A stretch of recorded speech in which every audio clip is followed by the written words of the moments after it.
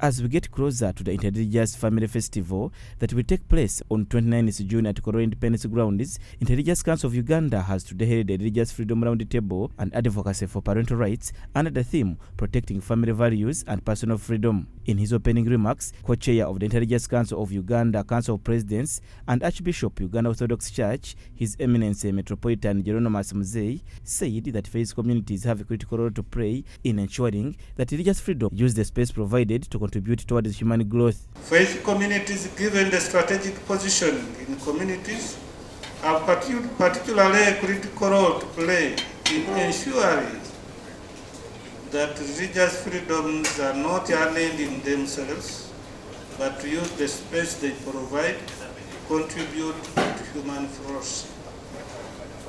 In many parts of Africa, faith institutions enjoy relative religious freedom. He revealed the need on how to balance religious expression and personal freedoms, saying that family being the most essential human institution, there is need for society to raise children of good morals. Considering that family is the most essential human institution, and parents have an inalienable right and responsibility to raise and nurture their children according to the dictates of their faith and conscience, how can society better support parents in raising children of good character?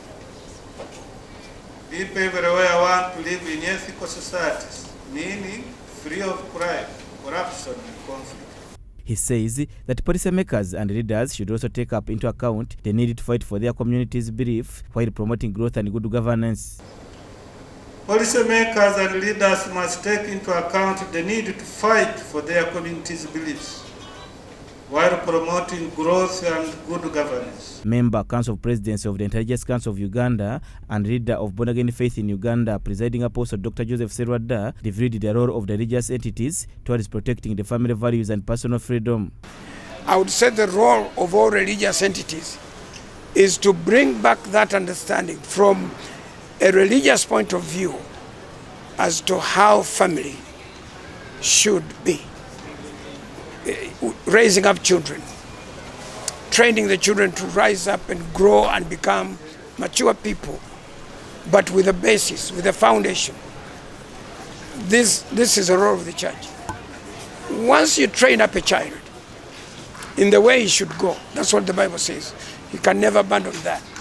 The UPDF spokesperson Brigadier General Felix Kwaraije says that despite of the emphasis being on parents' rights, religious freedoms and others, it's the responsibility of parents to nurture a child and give the country a responsible citizen. Whereas the emphasis was on rights of parents vis-a-vis government, vis-a-vis schools, the rights of the churches, I am saying that we can only talk about rights after responsibilities have been fulfilled.